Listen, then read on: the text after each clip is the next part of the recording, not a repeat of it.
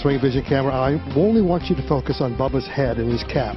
Nothing else. Don't watch the swing, don't watch the footwork, don't watch anything. Because as much movement as he has with his legs, with his feet, and as high as he gets his swing, the only way he can control that and find the center of the club face on the back of the ball consistently is by keeping his swing arc, his swing center in the same place. And especially when you consider he's swinging at 125 miles an hour of club head speed, he does a marvelous job of retaining his head position. In my opinion, that's the key to his ability to find the ball consistently.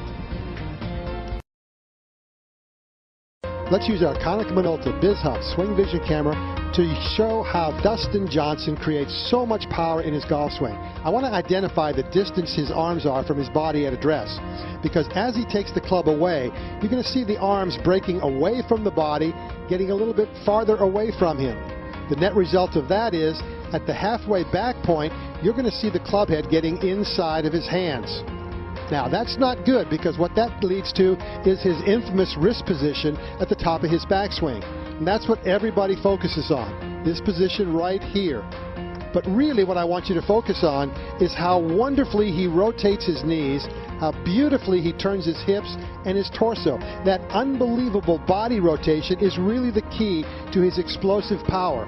As we change directions now, you're going to be able to see how he stays back on his right leg long enough, changing directions, so that when he comes into the golf ball, he is going to have the shaft in an absolutely perfect position at impact, and the back of the left wrist and forearm is flat. So he returns it to an impeccable position at impact because of his phenomenal body rotation. You'll never hit it as far as Dustin Johnson, but if you want to hit it farther, try turning your body as much as he does. Seems to catch every shot right in the middle of the face. There's a new driving iron. Full release with his right arm, his right side through the ball. He said he looks to be in mid-season form. First week of January. It's a good thing to work with. Boy, take a look at how much downhill this ball is. Key here is to keep your weight on your left side, and you can see that Kevin's doing that perfectly. Now, trying to maintain balance to the ball. At this point here, you're going to lose your balance, as we saw Kevin do, because your weight wants to throw down the slope. Now, if you look at Louis over here, you can see beautiful lines here from posture back, just gently hanging over the golf ball, the arms just hanging down below the shoulders. That's a beautiful situation there. Now as he swings back, it's all very standard, hands close to the body. You can see the lower half starts to rotate away, very little hand action, and this is just beautiful stuff because there's no manipulation of the club. As we get him to the top here, a beautiful situation. You can see the left forearm and the club face parallel with each other, which means it's very square, and you can see how the right hip is sort of turned in behind him. The thing to watch though is that this hip tends to fire a little early on the way down. So as he transitions now, you'll see that right hip sort of kick towards the golf ball. Sometimes it gets that right elbow just a little stuck in behind the hip, and you can see how this area is now straightened up.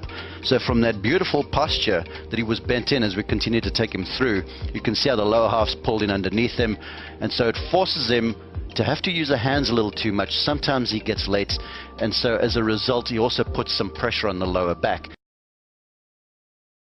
Just notice the setup. Everything square. Shoulders, hips, knees, aiming right down the left side of the fairway. Tall, stands up erect, beautiful straight takeaway. Look how upright he is. Club is perfect at the top. Notice the face of the club matching up with the left arm.